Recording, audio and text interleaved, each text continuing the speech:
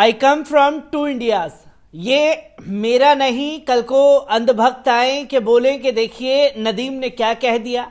ये मेरे शब्द नहीं, ये शब्द हैं स्टैंड अप कॉमेडियन वीरदास के, जो आज सुबह से ही ट्विटर पर ट्रेंड कर रहे हैं, क्योंकि 7 समंदर पार जाकर के वीरदास ने अपने स्टैंड अप कॉमेडियन के जरिए वो बातें सामने रख दी हैं जिससे भारतीय जनता पार्टी तो बुरी तरीके से बौखलाई हुई है, साथ ही साथ अंधभक्त भी बायकॉट वीरदास और तमाम न जाने क्या क्या चीजें सामने आ रही हैं। तो वहीं कुछ लोग सड़कों पर उतर करके प्रोटेस्ट भी कर रहे हैं, तो वहीं कुछ लोगों ने वीरदास के ऊपर एफआईआर भी दर्ज करा दी है। आखिरकार कौन है स्टैंड अप कॉमेडियन वीरदास? ऐसा क्या कह दिया जिससे अंधभक्त बुरी तरीके से बौखला उठे हैं? क्योंकि वीरदास ने सीधा चोट जो है मोदी हुकूमत को कर दी है और पूरी तरीके से वॉशिंगटन में जाकर के बैंड बजाई है। जब बैंड बजाई है तो उसका खामियाजा भी सोशल मीडिया के जरिए देखने को मिल रहा है। और वीरदास को लेकर के ही मेरे साथ इस वक्त खुशबू मौजूद है। मैं खुशबू से सबसे पहले ये जानना चाहूंगा, आखिरकार वीरदास ने ऐसी क्या बातें कह दी कि जिससे भारतीय जनता पार्टी बौखलाई हुई है और अंधभक्त पूरी तरीके से तिलमिला रहे हैं? नदीम, इससे पहले मैं बता दूं कि वीरदास कॉमेडियन एक्टर हैं। उन्होंने बॉलीवुड में भी अपनी शुरुआत कर चुके हैं और उसी के साथ साथ ट्विटर पे इस वक्त उन्हें करीब 8 मिलियन लोग फॉलो करते हैं। और जो ये मामला गरमाया, मामला गरमाने के पीछे की वजह यह है कि मंडे को एक वीडियो पोस्ट किया गया वीरदास के ऑफिशियल यूट्यूब चैनल पे, जिसे अब तक 20 लाख लोग देख चुके हैं और जिसमें उन्होंने वीडियो को वॉशिंगटन डीसी, जो जॉन एफ कैनेडी सेंटर है डीसी के अंदर, वहाँ पर एक फुल पैक्ड वो शो था उनका, वहाँ पर उन्होंने अपने सटायर को बोला। अब उस सटायर इतना ज़्यादा चुभने के पीछे जो रीज़न था, उन्होंने जो मेनली मुद्दों को कंसिडर किया वो था फार्मर प्रोटेस्ट, महिलाओं का रेप, और उसी के साथ साथ जो उन्होंने कहा कि भारत में हम ब्लू ब्लीड की तो बात करते हैं, लेकिन जैसे ही पाकिस्तान से भारत हार जाता है हम अचानक से भगवा हो जाते हैं, यानी ऑरेंज हो जाते हैं। तो ये बात ज़्यादा चुभ गई। और फिर जिस तरह से मुनव्वर फारूकी के साथ बार बार उनके शो इसी वजह से बंद कर देना, क्योंकि वो सच्चाई को अपने सटायर के अंदाज में बताते हैं। वो भारत के खिलाफ नहीं है, लेकिन भारत में जो हो रहा है उसके खिलाफ सटायर करते हैं। तो लगातार, मतलब अभी भी चल ही रहा है मुनव्वर फारूकी को लेकर। और सिर्फ मुनव्वर फारूकी नहीं है, ऐसे तमाम लोग जो इस तरह से भारत की उन सच्चाई को अपने सटायर के जरिए दुनिया के सामने रख रहे हैं, उन सब के शोज को कैंसिल हो रहा है। तो उन्होंने उसके खिलाफ भी आवाज उठाई है। उन्होंने कांग्रेस नेता जो मनु सिंघवी हैं उसके ऊपर भी सटायर किया है, जिसको लेकर सिब्बल साहब और शशि थरूर, उन्होंने भी ट्वीट करके कहा है कि ये पूरी तरह से गलत है, इस तरह से नहीं कहना चाहिए था। और इसी को लेकर उन्होंने ये भी कहा है कि हम किसी दूसरे भारत, तीसरे भारत या पहले भारत से नहीं, हम सिर्फ एक ही भारत से आते हैं और पूरी दुनिया में भारत की कमियों को गिनाना ये गलत है। ये कपिल सिब्बल साहब ने ट्वीट करके अपनी बात में कहा है। और उसी के बाद शशि थरूर ने भी इसी तरह से अपनी बात को बोला है कि इस तरह से नहीं कहना चाहिए था। मैं बाकायदा आपको वो ट्वीट जो शशि थरूर ने लिखा है, उन्होंने ये कहा है। शशि थरूर साहब ने जो साफ तौर पर कहा है कि स्टैंड अप कॉमेडियन जिस तरह से स्टैंड अप के जरिए फिजिकली अपनी बात रखते हैं, उसमें थोड़ी मोरालिटी रखने की ज़रूरत है। और उसी के साथ साथ उन्होंने कहा है कि वीरदास को मिलियन लोग सुनते हैं और ये 6 मिनट का वीडियो टू इंडियाज के नाम से जो पोस्ट किया गया, वो कहीं ना कहीं भारत की नेगेटिविटी के तौर पर दिखा रहा है, जो कि नहीं होना चाहिए था। उसी के बाद आपको जानकर हैरानी नहीं होगी, मतलब ये जब इस तरह से फार्मर प्रोटेस्ट के बारे में बात किया जाएगा, कॉमेडियंस पर हमलों की बात की जाएगी, कोवैक्सीन के बात को लेकर किस तरह से फेलियर रहा उस चीज़ की बात रहेगी, और उसी के साथ साथ जब वो भारत में महिलाओं के रेप के ऊपर बात करते हैं तो हर किसी को ये बात चुभेगी। और जब बात चुभी तो भारतीय जनता पार्टी के आदित्य झा ने उनके ऊपर एफआईआर लॉन्च करा दी। यहां तक कि नदीम, आप ये गौर करिए कि कंगना रनावत उन्हें कह रही है कि इसके ऊपर देशद्रोह का मुकदमा लगना चाहिए। मतलब जो 2014 में जिन्हें आजादी भीख में मिली है वो भी एफआईआर दर्ज करा रही है। किस तरीके का रिएक्शन कंगना का देखने को मिला इसमें? उन्होंने साफ तौर पे कहा है कि उनके ऊपर देशद्रोह का मुकदमा लगाना चाहिए और इस तरह से भारत की बदनामी करना ये बिल्कुल देशद्रोह से कम नहीं है। और ये कंगना बोल रही हैं, लेकिन मतलब कई बार पत्रकारिता करते करते एक बार मन करता है कि आम नागरिक बन जाऊं, और वैसे भी सेकुलर और इसके नाम पर और नाम के पीछे जब इतनी गालियां पड़ती है तो मन करता है यार चप्पल उठाओ जरा, दीदी को मिल के आए। ये वो चीज़ हो जाती है। खैर, माफ़ी चाहती हूँ इस चीज़ के लिए, लेकिन कई बार नहीं समझ में आता है कि कंगना आए दिन कभी नेहरू को कुछ कहती हैं, कभी गांधी जी को कुछ कहती हैं, कभी भीख में मिली आज़ादी कहती है, कभी तमाम यूनिवर्सिटी जो है वो व्हाट्सएप यूनिवर्सिटी के तथ्यों को लाकर सच्चाई बताती हैं। लेकिन जब सच्चाई की पड़ताल इन्हीं के भाई बंधु करते हैं तो दीदी मुंह की खा जाती हैं। लेकिन यहाँ पर ये दीदी खुद कह रही हैं कि वीरदास को इस तरह से देशद्रोह का मुकदमा लगना चाहिए। तो एक मुकदमा नहीं हुआ है, मुकदमों की पूरी झड़ी लग चुकी है उनके ऊपर इस वक्त। लेकिन उसके बाद उन्होंने एक स्टेटमेंट जारी किया है। वो स्टेटमेंट भी इस वक्त बता देना ज़रूरी हो जाता है कि उन्होंने कहा है कि वीडियो को जो मैंने अपने YouTube पर पोस्ट किया था, उस वीडियो में मैंने सटायर बताए थे और उस सटायर में इंडिया को मैंने किसी अलग दर्जे से नहीं रखा था। हर चीज़ के अंदर, चाहे वो देश हो, कहीं भी हो, वहाँ पर हाई होता है तो लो भी होता है, लाइट होती है तो डार्क भी होता है, गुड होता है तो एविल भी उसी के अंदर होता है। और मैंने सारी चीज़ों के बारे में बताया है। उसी के साथ वो कहते हैं कि वीडियो में मैं वीडियो को आपके सामने रखते हुए मैं ये नहीं भूला था कि मैं क्या कर रहा हूँ, और वो करना मेरे लिए ज़रूरी था, लेकिन मैंने भारत की नेगेटिविटी को दिखाने के लिए नहीं किया था। मैं भारत में जिस तरह से चीज़ें हो रही हैं उस तरह के भारत में कभी नहीं था, और मैं भी नहीं चाहता कि इस तरह की चीज़ें हों।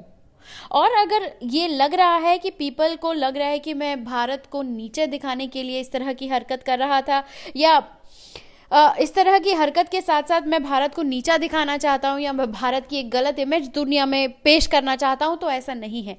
वहाँ पर मैं चाहता था कि इंडिया को जिस तरह से जाना जाता है उसी तरह से जाने, क्योंकि जब लास्ट वीडियो में लोग खड़े होकर ताली बजा रहे थे तो हर कोई चाहता था कि हर किसी को उसका हक मिले, हर कोई अपने अधिकार के लिए लड़े, किसी को कहीं भी आने और जाने के लिए दिक्कत ना हो, और भारत पाकिस्तान ऑरेंज और इस तरह की चीज़ों के लिए भारत के आम नागरिकों को किसी भी तरह का कोई दिक्कत का सामना ना हो।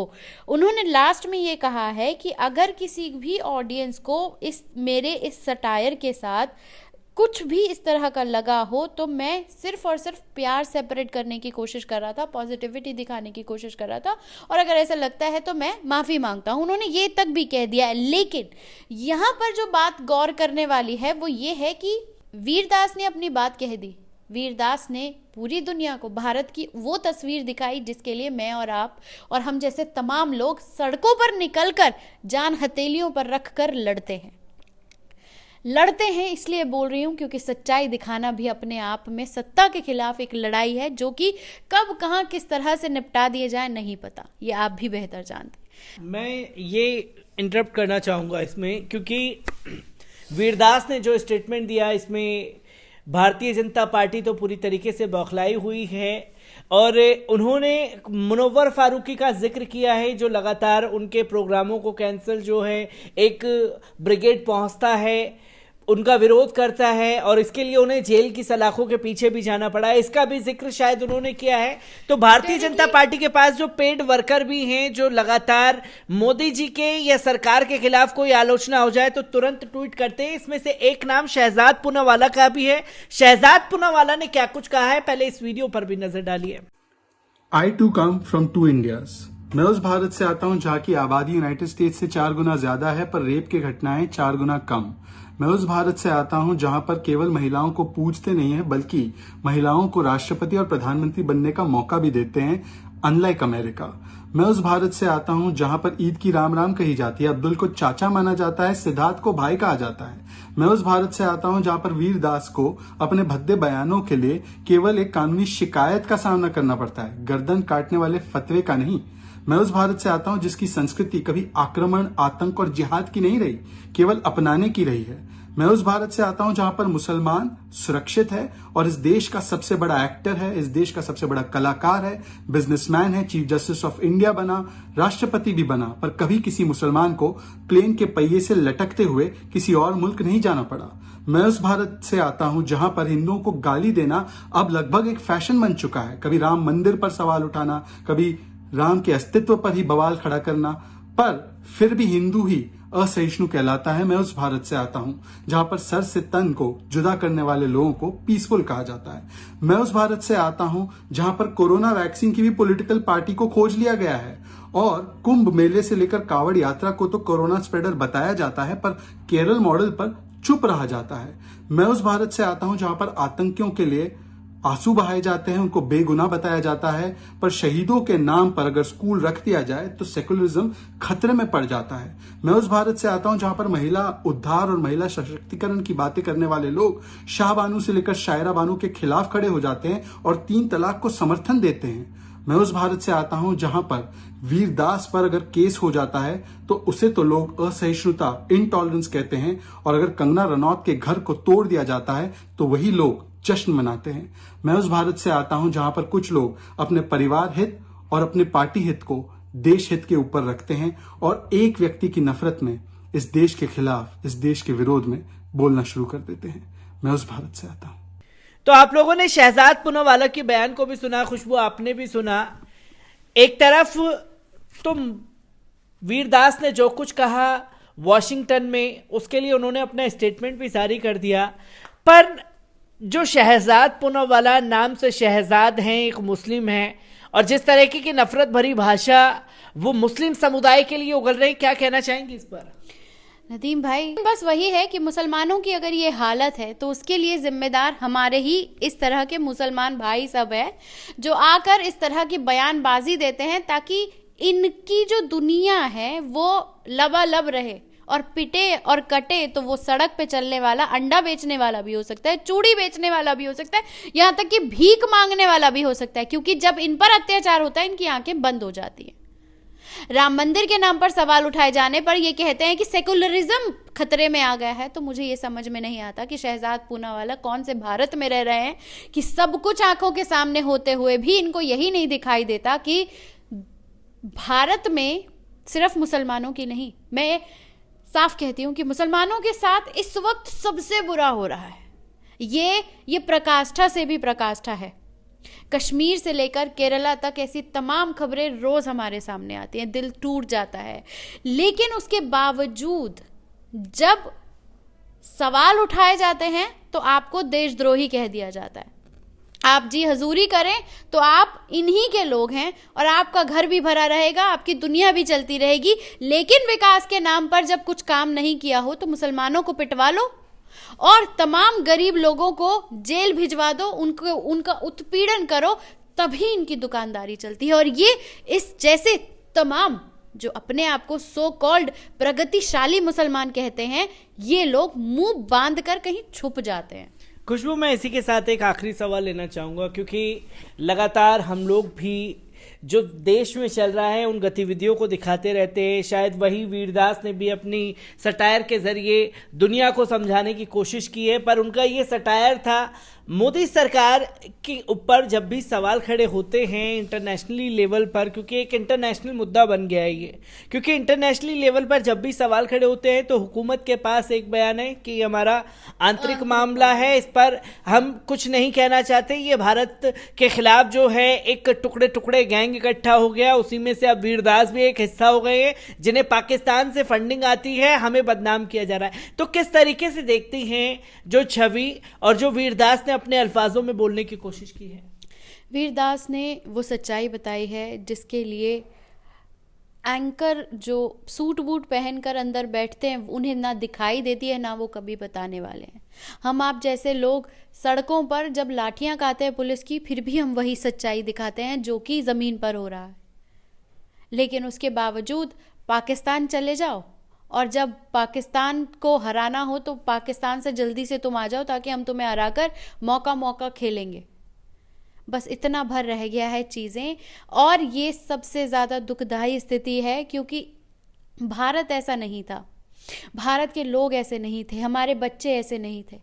जब आज मेरे ही कोई जूनियर मुझे फ़ोन करके कहता है कि आप जो दिखा रही हैं वो गलत है, तो मुझे उस पर गुस्सा नहीं तरस आता है कि हमारे बच्चों को किस तरीके से बर्बाद कर दिया गया है।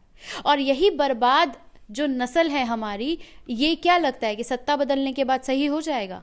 जो जहर, जो कुंठा और जो मानसिकता भर दी गई है नदीम, ये सालों की उपज थी जो अब काटी जा रही है, और अब ना जाने कितना वक्त लगेगा इन सब चीज को सही करने में। तो वॉशिंगटन में वीरदास ने जो बातें कही वो सोशल मीडिया पर ट्रेंड चल रहा है, वीरदास ट्विटर पर ट्रेंड कर रहा है। वीरदास ने एक हकीकत बयां कर दी, और जब हकीकत बयां हुई है तो जाहिर सी बात है भारतीय जनता पार्टी भी बौखलाई है, तो तिलमिला उनके अंधभक्त भी गए हैं। वीरदास से जुड़ी हर एक अपडेट आप लोगों के साथ साझा करता रहूंगा। दीजिए इजाजत, शुक्रिया।